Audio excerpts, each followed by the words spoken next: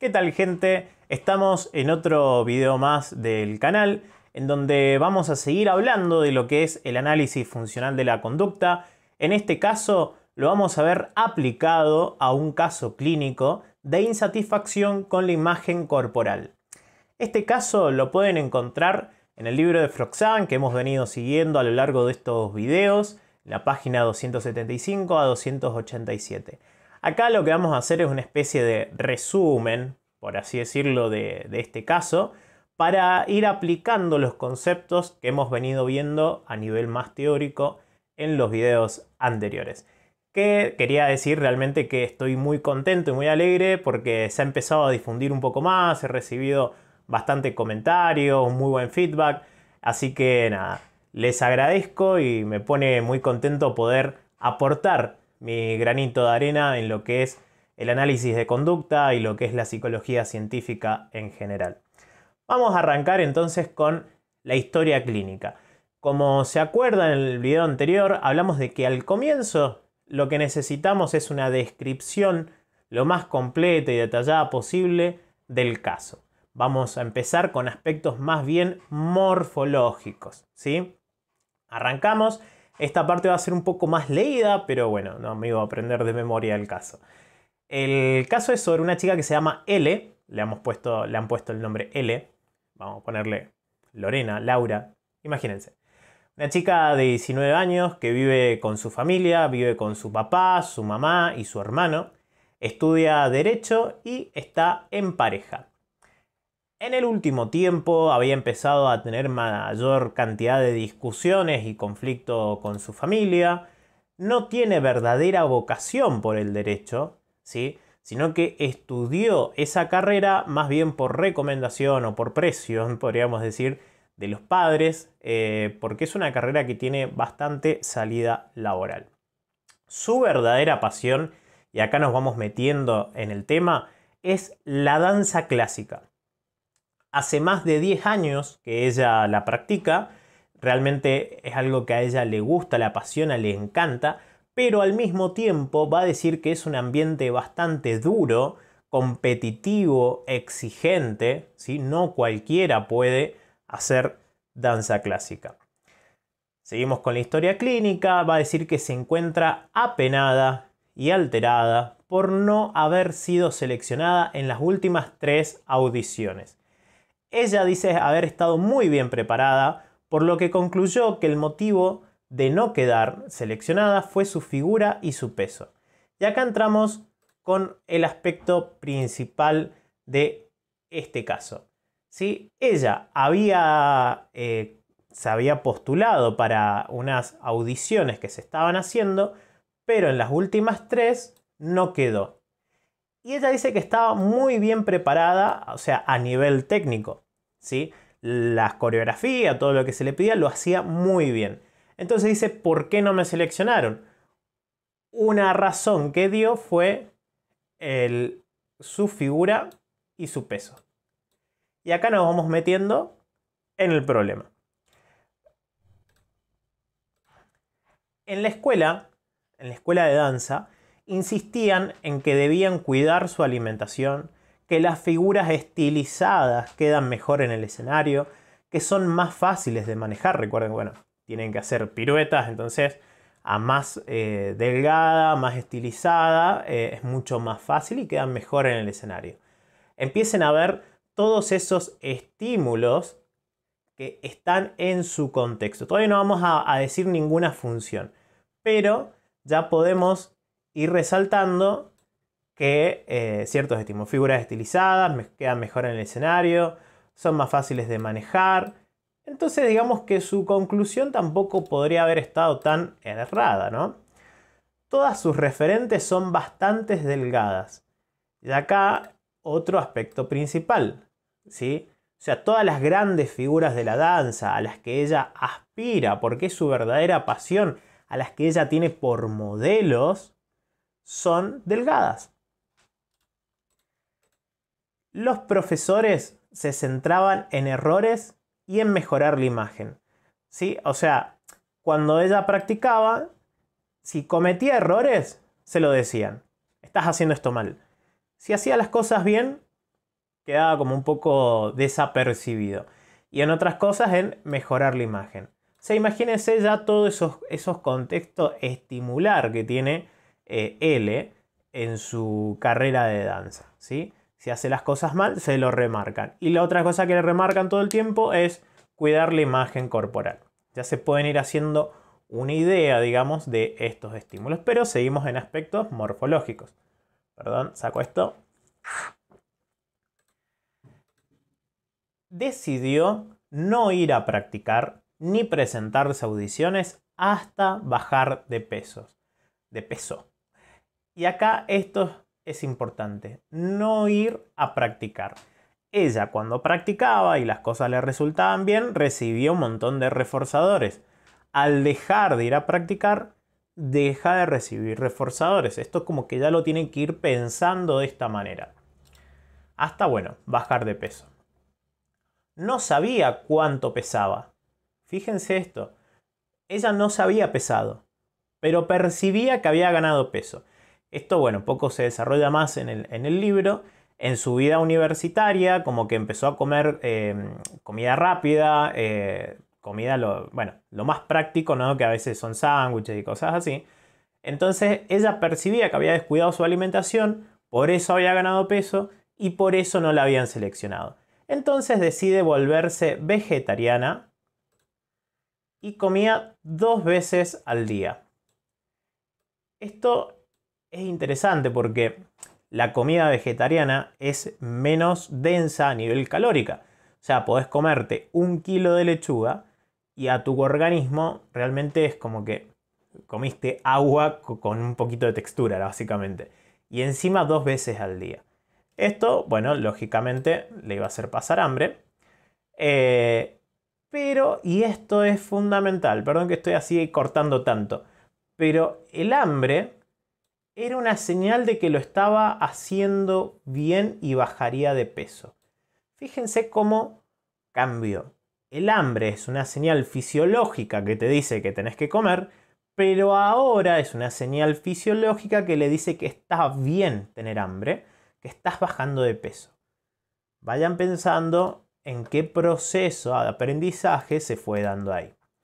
Comía sola en la universidad y en la casa. Eso lo tienen que ir pensando también, porque el comer sola hace que nadie te pueda controlar, nadie te puede decir, che, estás comiendo poco, come un poquito más, solamente eso vas a comer. Entonces, eso permitía poder llevar este régimen de 2 veces al día y solo verduras. En ocasiones se daba atracones, y aunque no vomitaba, había pensado en hacerlo, y esa opción la relajaba. Acá otro aspecto importante. No vomitaba, pero había pensado en hacerlo. O sea, ella se daba el atracón y pensaba en vomitar. Y el pensar en vomitar la relajaba, ¿sí? Como una forma de lidiar con esa culpa que le generaban los atracones. Y con este marcador que está bueno, pero bueno, tengo que habituarme a utilizarlo todavía. Sus padres se empezaron a preocupar porque empezó a bajar su rendimiento académico. Y esto también es interesante. Los padres siempre habían sido exigentes y firmes. Entonces, tenemos un contexto de bastante exigencia en la escuela de danza, pero también en su familia son bastante exigentes y firmes. Y empezaron a ver que empezó a bajar el rendimiento y empezaron a preocuparse y confrontar qué está pasando acá. Y bueno, les terminó comentando la situación. Y esto derivó en múltiples discusiones, que es un poco lo que la trajo a consulta, ¿sí? La insatisfacción e inseguridad con su figura, ¿sí? Porque recuerden que todo empezó ahí, sobre todo en sus caderas, decía ella que detestaba sus cartucheras, que vendrían siendo los michelines, los rollitos, y pechos, ella decía que los pechos eran bastante grandes. Bueno, si lo ven, para muchas sería lo ideal, pero en la danza los cuerpos son más bien estilizados, tienen poco pecho las mujeres. Entonces también le molestaba eso. Y esta insatisfacción derivó en problemas sexuales con su pareja. No tenía apetito y lo rechazaba. ella decía que experimentaba como un bloqueo. No podía dejar de pensar en que era poco atractiva y no dejaba que la vieran sin ropa, porque pensaba que la iba a dejar. O sea, vean esta conclusión, ¿no? Si me ve sin ropa, me va a dejar. ¿Por qué? Porque soy poco atractiva. Entonces ya su insatisfacción con la imagen hacía que también se trasladara a la insatisfacción sexual. ¿Por qué? Porque no quería tener relaciones sexuales con su pareja, por todo lo que se va emparejando. Vayan viendo esto. Vamos entonces a arrancar ahora con la evaluación. Ya vimos aspectos morfológicos, ya hay algunas cosas que nos tienes que empezar a hacer ruido, decir, bueno, hay ciertos emparejamientos, ciertos estímulos, ciertos contextos, cosas que pasaron antes, cosas que pasaron después, y vamos a hacer una evaluación. Algunas verbalizaciones que se dieron en la entrevista que se le fue haciendo. Estoy convencida que si tuviera menos pecho y estuviera más delgada, me hubieran cogido en mi última audición. Bueno, cogido en sentido español, ¿no? Vean esta, piensen en conducta gobernadas por reglas, ¿sí? Si estuviera más delgada, mi vida iría mucho mejor. Probablemente me cogerían en alguna audición. Tampoco es que me apetezca tener relaciones sexuales, ¿sí? No hay motivación, fíjense. Bueno, motivación entre comillas, ¿no? Si recuerdan, es una de las variables disposicionales. Entonces, veamos por qué. Ya pueden ir pensándolo, ¿no? Cuando mi novio me empieza a tocar, me empiezo a fijar en dónde exactamente me está tocando y para ir moviendo su mano si se acerca a alguna zona muy fea. Y llega un momento en el que me agoto. O sea, en vez de poder estar prestando atención a disfrutar, estar en la experiencia, está pensando todo el tiempo en que el novio va a descubrir que es fea o va a descubrir alguna parte que no es atractiva, entonces la va a dejar. Entonces eso claramente es un agotamiento terrible. Necesito sacar al menos un sobresaliente en mi examen, si no, no podría acceder a la nota corte del máster que quiero hacer y no tendría un futuro laboral. O sea, fíjense, esto ya es catastrofismo. Bueno, fíjense esto de la conducta gobernada por regla. Si no saco al menos un sobresaliente, no tendría futuro laboral. O sea, ya no es simplemente aprobar el examen. Es que mi futuro, mi vida depende de sacar un sobresaliente en este examen. Entonces, fíjense lo ansiógeno y aversivo que puede ser estudiar. Veamos ahora uno de los autorregistros, que esta es una de las técnicas que se utiliza muchísimo en lo que es el análisis de conducta, que es darle al paciente una hoja con estas columnas que vamos a ver ahora, donde hay día, situación, qué hago, qué pasa después y nivel de malestar. Modelos de autorregistro hay un montón. Pero estos son los aspectos que nos interesa que la persona vaya registrando a lo largo de la semana, ¿sí? Vamos bien rápido, así no nos detenemos tanto. El día martes me he saltado el desayuno, situación, qué estaba pasando, contexto, el antecedente si lo quieren. ¿Qué hago? Pienso que si pospongo más horas sin desayunar, quizá lo pueda enlazar con la comida. ¿Qué pasa después? Me pongo a estirar. Nivel de malestar 7. Seguimos. He visto en el espejo que mis medidas de ensayo resaltaban mis piernas gordas. ¿Sí? Entonces, ver las piernas gordas es un estímulo antecedente. Después veremos si será discriminativo o no. Estamos a nivel morfológico. ¿Qué pasa cuando veo eso? Hago más ejercicios aeróbicos y sudo mucho. ¿Cuál es la consecuencia de eso? Me tranquilizo un poco. Fíjense, ya podemos ir viendo lo que vendría siendo el A. ¡Buah! ¡Qué feo que salió eso! B. C de esta conducta. ¿Sí? Vayan pensándolo así. Todavía esto no es funcional, es morfológico. Estoy saliendo de clase y me duele la tripa del hambre, le duele la panza. Me como una bolsa de patatas fritas, vean el atracón, esperando el tren de vuelta a casa. ¿Qué hago después? Bueno, el hambre, la sensación de hambre, que vendría siendo esto, me duele la tripa, vendría siendo el A, nuevamente, un estímulo discriminativo podría llegar a ser, pero es netamente fisiológico. ¿Qué hace? Bueno, dispara una conducta, si lo ven a nivel de motivación, de operación de establecimiento, ¿sí? Estamos en un estado de privación, entonces hace que cualquier comida sea más reforzante. Y bueno, ¿qué pasa después? Pienso que soy gilipollas, se hace culpa, se empieza a dar a sí mismo y casi nunca adelgazaré. ¿Sí? Esto, bueno, genera obviamente mucho malestar, pero una forma de ir como gestionando esta sensación de desagradable es a través de insultarse a sí misma. Bueno, ya no me están saliendo unos pasos que antes me salían, pienso que será porque estoy engordando y estoy perdiendo mi control corporal, decido que esta noche no cenaré. En casa de mi novio, pienso que me va a tocar la cadera y se va a dar cuenta de que estoy más gorda. Le digo que no me encuentro muy bien y que si podemos ver una película tranquilo. ¿Sí? Entonces, ¿cuál es la situación estimular anterior? La casa del novio. ¿Qué le anticipa estar en la casa del novio? Vean que estamos hablando casi de un estímulo discriminativo. ¿Qué te dice este contexto? Y bueno, que enseguida van a tener relaciones sexuales. Entonces, ¿cómo? Piensa que le va a ver, que va a ser, o sea, anticipa que la consecuencia de tener relaciones sexuales va a ser algo totalmente aversivo. ¿Y qué hace? Una conducta que ya vimos que son conductas de evitación. Entonces, que me digo que no me encuentro bien y que bueno, si podemos ver una película, podemos hacer otra cosa, entonces evito una situación aversiva y ¿cuál va a ser la consecuencia? Sentirse un poco más relajado. Si bien todavía no podemos establecer una función, ya lo tenemos que ir pensando así.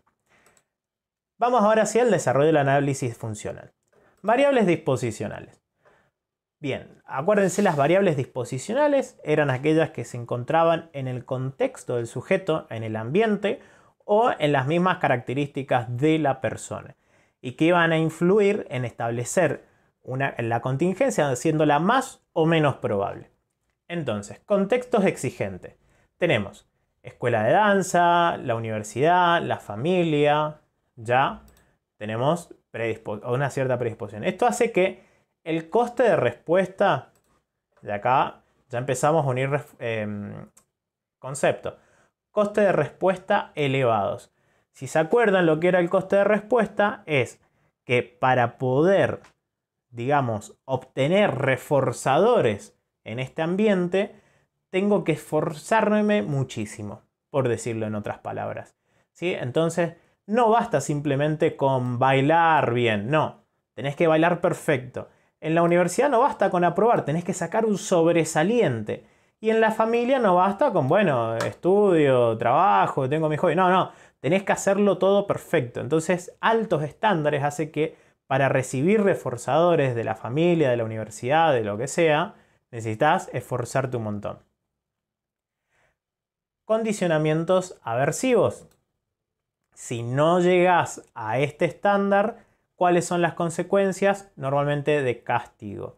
Entonces, condicionamientos aversivos va a hacer que ciertos, por emparejamiento, ¿no? Vayan pensándolo, que si en la escuela de danza todo el tiempo recibo críticas, todo el tiempo me critican la imagen, el paso, se va a ir emparejando ciertos estímulos del contexto con esas consecuencias aversivas y entonces determinados contextos van a elicitar en el organismo respuestas aversivas, ¿sí? De rechazo. Los reforzadores son demorados e intermitentes. Esto más o menos lo hemos ido mencionando. Reforzadores demorados es para recibir el reforzador del sobresaliente, vas a tener que estudiar un montón y mientras estás estudiando el sobresaliente no aparece. Entonces, de acá a un mes de preparación recién voy a recibir la nota. Es un reforzador muy demorado, igual que la danza. Yo me preparo durante meses, pero la audición recién es en un mes. Entonces, o en 2, 3, no sé. Entonces, para recibir el reforzador de la conducta actual, del por qué me estoy esforzando, tiene que pasar mucho tiempo. Y intermitente es porque a veces aparece, a veces no. A veces está el sobresaliente, a veces no. Su conducta entonces va a ser gobernada por reglas muy estrictas, ¿no? Si hablamos de reforzadores demorados, se acuerdan que las reglas verbales eran como un puente temporal entre el reforzador demorado de meses y la conducta actual. Entonces, ¿cómo hacemos para reforzar esa conducta? Por reglas. En este caso van a ser muy estrictas.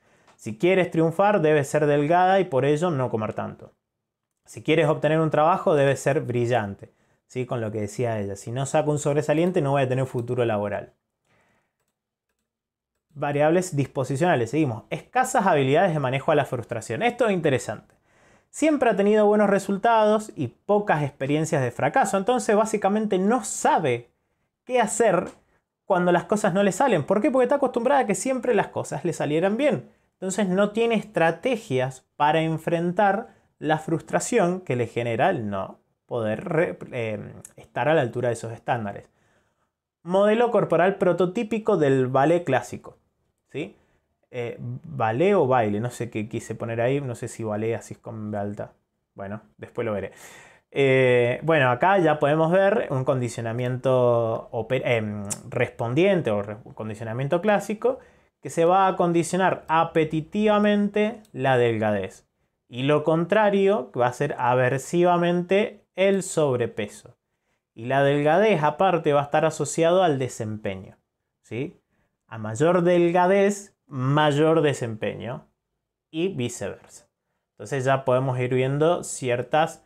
si se acuerdan, las variables disposicionales no era hacer un listado así de todas las posibles variables que puedan haber en el sujeto porque tenemos infinitas, sino de aquellas que están realmente influyendo en la conducta y tenemos que mostrar por qué están influyendo en la conducta. Entonces acá ya podemos ver que esos modelos influyen en lo que está pasando porque hay un condicionamiento apetitivo o aversivo. Sí, eso también es importante tener en cuenta, ¿sí? No todas las variables disposicionales influyen en este caso. Otra, estilo de vida. Comer sola hace más fácil comer o no comer, como y cuando quiera, ¿sí? Entonces, el estilo de vida de comer sola hace más probable la conducta de evitar comidas, por ejemplo, de saltearse o de comer poquito, ¿sí? O darse atracones, porque está sola. Entonces, a otra variable disposicional que influye. Poco conocimiento de nutrición. Acá es interesante porque hay concepciones erróneas sobre la pérdida del peso y, por ejemplo, el no comer es como, bueno, para bajar de peso tengo que no comer, pasar hambre, comer cosas mínimamente calóricas y eso es un mito nutricional, pero en este caso está influyendo en la contingencia. Y aparte, fíjense el círculo vicioso, el no comer va a afectar el rendimiento como bailarina. Entonces, no como, rindo menos. Rindo menos, creo que es porque estoy gorda. Entonces, como menos, rindo menos. Y así tenemos un círculo vicioso de la nutrición, básicamente. Vamos a la hipótesis de origen. Ya casi estamos en aspectos... o sea, ya pasamos de las variables disposicionales y ahora vamos al lo que podríamos decir el aspecto ABC, ¿sí? El análisis ABC. Uy, no sé qué toqué. Ahí está. Las figuras no delgadas son condicionadas aversivamente, ¿sí? Acá perdón, es un aprendizaje respondiente, ya lo vimos. Entonces, figuras no delgadas condicionadas aversivamente, emparejadas al rechazo social, a la no participación en audiciones, ¿sí? Entonces, fíjense, figuras no delgadas ya la podemos pensar casi como un estímulo discriminativo. ¿A qué te va a decir? Vas a ser rechazada, no vas a participar. El ir a bailar se vio castigado, la conducta de ir a bailar se vio castigada y extinguida. ¿Por qué? Porque por mucho que se esforzaba, no recibía halagos, que vendrían siendo reforzadores sociales, sino correcciones, o sea, castigos, consecuencias aversivas de ir a bailar. ¿Cuáles eran? Bueno, haces mal el paso o directamente criticas a la figura. Además, el no ser seleccionada para auditar. O sea, si yo me entreno para poder ser seleccionada en la audición y el reforzador nunca aparece, estamos en un proceso de extinción.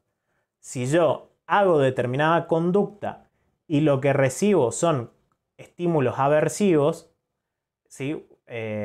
Como correcciones y críticas a la imagen, estamos en un proceso de castigo. El no recibir halagos es un proceso de extinción también, ¿sí? Ya podemos ir viendo cómo no es o extinción o castigo, sino muchas veces la conducta está sometida a ambos tipos de procedimientos. Acá. Los profesores halagan más los cuerpos delgados y lo asocian con el buen desempeño en la danza, ¿sí? Esto es más o menos lo mismo que estamos hablando recién, del condicionamiento respondiente. La sensación de hambre podría haber sido condicionada apetitivamente a la par que ciertos tipos de comida. Acá no es condicionada, es contracondicionada, ¿sí? Ha sido un error de tipeo.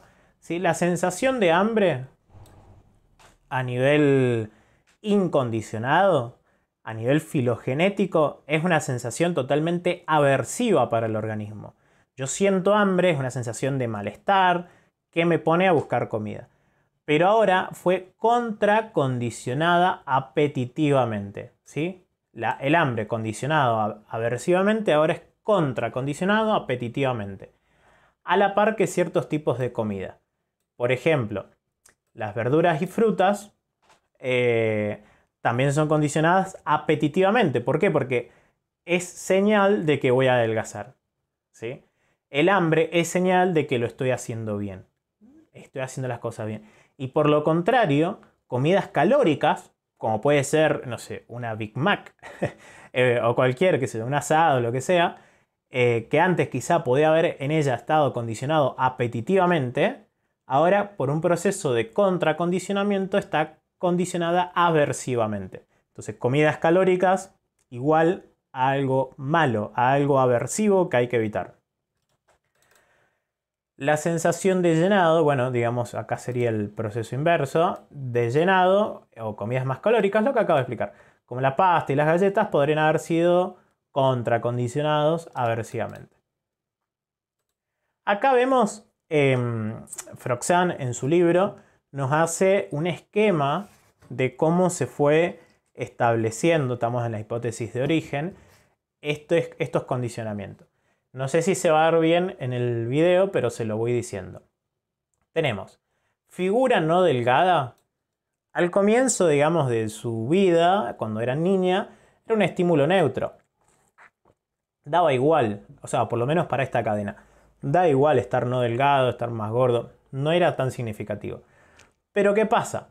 Figura no delgada emparejada con el rechazo social, con no participar de las audiciones, que era un estímulo condicionado, ¿sí? Que te rechacen socialmente, el no poder participar, el no quedar, ya estaba condicionado aversivamente, que va a ser una respuesta condicionada de malestar. Entonces ahora, figura no delgada, por emparejamiento con rechazo y no participación, automáticamente elicita una respuesta condicionada de malestar. Seguimos. Seguimos con el análisis del proceso de extinción y castigo en la respuesta. Entonces, figura no delgada es un estímulo discriminativo, ¿sí? En este caso delta, que quiere decir que no va a aparecer el reforzador, pero eso es un poco más técnico. Figura no delgada, entonces recuerden cuando se miraba al espejo. Un estímulo discriminativo. La respuesta, que quiere decir que si bailás, si haces la respuesta de bailar con el estímulo discriminativo de la figura no delgada, no vas a recibir los reforzadores positivos, ¿sí? No van a haber halagos, no vas a participar en la audición, etc. Entonces, figura no delgada, estímulo discriminativo negativo. También lo mismo. Bailar, estímulo discriminativo negativo, quiere decir que va a aparecer, o sea, que no van a aparecer los reforzadores positivos, van a aparecer castigos. Pero bueno, no me quiero enredar en eso. Figura no delgada, respuesta a bailar, correcciones y comentarios despectivos hacia su cuerpo, ¿sí? Castigo positivo. Entonces acá podemos ver el doble proceso, tanto de extinción, si no aparecen los reforzadores, no sos seleccionada, y de castigo. Ahí está. Bien, hipótesis ahora de mantenimiento. Ya vimos cómo pudo originarse esa conducta, pero recuerden que la causa está en el presente. Cómo se está manteniendo esta conducta es lo que nos interesa para después poder plantear una intervención. Ya vimos entonces que hay reglas muy estrictas y estas van a ser de estímulo discriminativo. Recuerden que las reglas pueden ser estímulos discriminativos, pueden ser respuestas, conductas. Entonces, la regla es un estímulo discriminativo de comer poco, de saltarse comidas, o sea, la regla de comer poco es un estímulo discriminativo de saltarse comida y comer determinados alimentos. La sensación de hambre, estímulo condicionado apetitivamente, podría funcionar como reforzador positivo. Fíjense acá. Sensación de hambre, ¿qué es la sensación de hambre? En este caso es un estímulo apetitivo. Entonces, ¿por qué puede funcionar como reforzador positivo? Porque si yo me salteo la comida y la consecuencia de saltearme la comida es que me viene la sensación de hambre, entonces el saltearse la comida, como la sensación de hambre es apetitiva, el saltearse la comida se ve reforzada positivamente. Es más probable que la próxima vez me vuelva a saltear la comida. ¿Por qué? Porque cada vez que me salteo la comida siento hambre. Y la sensación de hambre es un estímulo apetitivo, en este caso. Verbalizaciones de L a modo de autorrefuerzo, ¿sí? Entonces yo me salteo la comida y se puede decir, o sea, las autoverbalizaciones de lo estoy haciendo bien, esto es necesario, me estoy acercando a mis metas, etc. Estas verbalizaciones también pueden servir como refuerzos positivos como la sensación de hambre. Otra sensación importante es la sensación de control al restringir comidas. Eso reduciría el malestar. O sea, si vos estás pensando como antecedente, ¿no? Estoy gorda, no me van a auditar nunca. Entonces, el restringir la comida es como una forma de poder controlar lo que me está pasando, ¿sí? Entonces eso sería un reforzador negativo porque al restringirme yo dejo de pensar un poco en esto de que estoy mal, que estoy gorda, es como que estoy haciendo algo para solucionarlo. Entonces la sensación de malestar se va y si la sensación de malestar se va, estamos ante un reforzamiento negativo. Acá nos da el cuadrito. Como recién. La regla, recuerden que la regla va a ser el estímulo discriminativo. Si quiero ser seleccionado, tengo que estar delgada. Ese va a ser el estímulo discriminativo de esta operante. La respuesta, ¿cuál va a ser? Comer menos, saltearse comida, ingerir alimentos específicos. ¿Cuáles eran esos alimentos específicos? Los hipocalóricos. ¿Cuáles son las consecuencias de esta respuesta? Va a ser bienestar por sensación de hambre, ¿sí? Reforzador positivo, o sea, restringo comida, me viene el hambre. Entonces, como el hambre es un estímulo condicionado apetitivamente, estamos ante un reforzamiento positivo. Autoverbalizaciones, como por ejemplo, muy bien, sigue así, reforzadores positivos. Y la sensación de control, que fue el último que vimos, como un reforzador negativo. ¿Por qué? Porque un poco suprime estos pensamientos, es como diciendo, bueno, estoy haciendo las cosas bien. Seguimos con la hipótesis de mantenimiento. Ahora de la conducta de atracones. ¿Sí? Acá es interesante, ya más o menos lo había anticipado al principio. La restricción alimentaria, el no comer, es un estado de privación de comida, ¿sí? El estado de privación, si recuerdan ese video, es una operación de establecimiento. ¿Qué hacía la operación de establecimiento? Aumenta el valor reforzante de la comida, ¿sí? Ahora la comida va a ser mucho más reforzante porque estoy en un estado de privación. Y como comer reduce el malestar, ¿sí? El malestar que les genera el hambre, es más probable que coma. Y recuerden que el estado de privación y las operaciones de establecimiento y de abolición también afectaban a la morfología de la conducta, no solamente a la función. Y en este caso la morfología de comer cuando tenés mucha hambre va a ser comer de manera desesperada, de manera voraz. Esa va a ser la morfología. Pero la función es la misma, reducir el malestar provocado por el hambre. Por más condicionado apetitivamente, hay sensaciones que no se pueden evitar. Imaginarse vomitando. Otra de las conductas. O sea, ya vimos las primeras conductas de saltearse comida, comer cosas poca calóricas.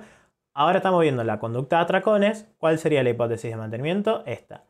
Y sobre la operante de imaginarse vomitando, lo que podemos ver es que la distensión abdominal, o sea, después de darse el atracón, distensión abdominal es el llenado del estómago, reflejamente produce la sensación de vómito. Cuando comes demasiado, a nivel reflejo, a nivel incondicionado, te dan ganas de vomitar. Y aparte la sensación de llenado, que estaba condicionada aversivamente, si recuerdan, el hambre se había condicionado apetitivamente y el llenado aversivamente, esto nos va a hacer de estímulo discriminativo, ¿sí? Esta situación es el estímulo discriminativo, la respuesta va a ser imaginarse vomitando y la consecuencia de imaginarse vomitando es un alivio. Es como que al imaginarme vomitando anulo, por así decirlo, en la imaginación, todas estas sensaciones aversivas. Entonces, como desaparecen estos estímulos aversivos, hablamos de un reforzamiento negativo. Si bien parece un trabalengua, pero bueno, si han ido viendo los videos, lo van a ir siguiendo de manera más rápida. Bueno, acá nuevamente el dibujo, el esquema, perdón, de lo que estamos viendo. Del atracón y del imaginarse vomitando. Entonces, podríamos hablar de que la comida en la nevera, en la heladera, es el estímulo discriminativo, o puede ser en la nevera o en la facultad o lo que sea, ver comida, básicamente. Porque está en un estado de privación. Recuerden entonces que su atención va a ir a la comida. El comer en exceso va a ser la respuesta. Comer en exceso le va a reducir el hambre y el malestar. Entonces es más probable que la próxima vez que esté en un estado de tanta hambre y vea comida en la heladera, coma en exceso. ¿Por qué? Porque reduce el malestar. Ahora, más allá de la reducción del malestar está el placer que te da el alimento, que ahí hablamos de un reforzamiento positivo en estimulación apetitiva, ¿no? Eso para el tema del atracón. Ahora, comer en exceso era un estímulo que por emparejamiento, como ya lo vimos, se condicionó aversivamente. Entonces, comer en exceso es igual a malestar, una respuesta condicionada de malestar. Y también respuesta incondicionada de malestar, porque incondicionada es lo que vimos de la distensión abdominal, ¿sí? Comer en exceso incondicionadamente te va a generar malestar. Pero aparte, a nivel condicionado, también estaba condicionado aversivamente. Entonces, este comer en exceso va a ser el estímulo, esta sensación de malestar por comer en exceso va a ser el estímulo discriminativo de imaginarse vomitando, que va a ser la respuesta, ¿sí? En este caso, fíjense que es una respuesta encubierta, ¿sí? No va y vomita, sino que se imagina vomitando. Y ese imaginarse vomitando va a reducir el malestar. Es como que va a eliminar, por así decirlo, estas sensaciones por ese momento. Mientras me imagino vomitando, es como que me imagino que todo esto no está, entonces reduce mi malestar, me da sensación de control. Bien. Ahora vamos a la otra conducta, que era la falta de deseo y rechazo hacia el sexo, ¿sí? Con la pareja. Como vimos, el cuerpo de ella, su figura, había un contracondicionamiento aversivo, ¿sí? Quizá antes le gustaba, se sentía cómoda, y ahora, por un proceso de contracondicionamiento, su cuerpo le genera una respuesta de malestar. Ya sea imaginarse desnuda, verse desnuda, estar en la situación. Entonces, esa sensación de malestar, ese condicionamiento aversivo, se emparejó con el momento de tener relaciones sexuales y de mostrar su cuerpo. ¿Por qué? Recuerden, Su cuerpo es un estímulo condicionado aversivo. Estímulo condicionado aversivo. En el contexto de tener relaciones, las relaciones se terminan emparejando a esos estímulos condicionados aversivos. Entonces, eso a nivel respondiente. A nivel operante, ya la situación de tener relaciones sexuales va a ser el estímulo discriminativo, el antecedente. Evitar las situaciones va a ser la respuesta, ¿sí? Evitar las situaciones de diversa manera. Hoy me siento mal, veamos una película, esas son las morfologías. La función, recuerden, es evitar la situación. Es evitar la situación de relaciones sexuales reduce el malestar. Entonces, ¿cómo va a ser reforzada esta conducta de rechazo hacia el sexo? Va a haber un reforzamiento negativo. Como el sexo está condicionado aversivamente y esta situación te dice, mira, vas a tener relaciones sexuales, entonces vas a exponerte a una situación aversiva, evítalo, y al evitarlo me siento más tranquila, más relajado, porque no va a aparecer ese estímulo aversivo, que es, en ese caso, todo lo asociado a su cuerpo y verse desnuda. Acá entonces otra vez el esquema. Las relaciones sexuales, no sé si sería neutro, sería más bien apetitivo el tener relaciones sexuales, pero bueno, mostrar diferentes partes de su cuerpo, pensamientos negativos y rechazo sobre su pareja. Recuerden, su cuerpo estaba condicionado aversivamente. Entonces, relaciones sexuales emparejado a su cuerpo condicionado aversivamente da una respuesta condicionada de malestar. Ahora, antes su cuerpo daba una respuesta de malestar, ahora las relaciones pasan a ser un estímulo condicionado que da una respuesta condicionada de malestar. Entonces, esto a nivel operante. La proposición por parte del novio o de la situación de tener relaciones sexuales ahora va a ser un estímulo discriminativo. Fíjense cómo se relacionan estos dos tipos de aprendizaje. Proposición de relaciones sexuales, estímulo discriminativo. Evitar la relación sexual o rechazar la proposición es la respuesta. ¿Y cuál es la consecuencia de esta evitación? La reducción del malestar al impedir que la vean desnuda, ¿sí? Al impedir exponerse a esa situación condicionada aversivamente. Entonces, es más probable que la próxima vez evite tener relaciones sexuales porque eso le reduce el malestar de imaginarse o de estar desnuda frente a otra persona. Hasta acá la hipótesis de mantenimiento. La posible intervención lo vamos a pensar un poco a partir de lo que hemos venido viendo. Pensemos. La respuesta está en la página 284 y 285. La pueden ir a buscar y ver y no pensar nada. Pero, si hay un condicionamiento aversivo de su cuerpo, ¿sí? Y vimos que antes era apetitivo. Por contracondicionamiento fue aversivo. ¿Qué es lo que vamos a intentar con esta persona? ¿Qué vas a buscar? Que su cuerpo pase a tener un emparejamiento de aversivo a... le decía la respuesta, ¿no? Si hay un reforzamiento negativo, ¿sí? De evitar estímulos aversivos porque le da sensación de control. No hemos visto en el video lo que son las terapias de exposición, pero sí. Uy, cualquier cosa dice. Pero bueno, si hay un reforzamiento negativo y evito la situación, ¿qué es lo que vamos a buscar? ¿Sí? En el libro están algunas respuestas, pero es interesante que ya lo puedas ir pensando.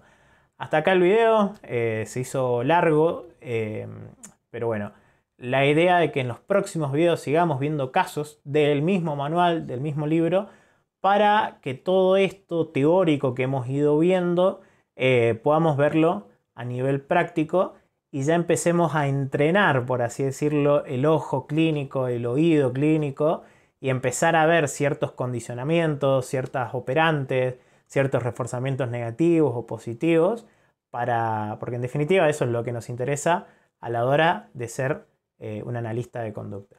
Muchas gracias, espero que te haya servido. me sirve bastante que comentes, que compartas. Realmente me motiva bastante ese feedback. Nos estaremos viendo en el próximo video.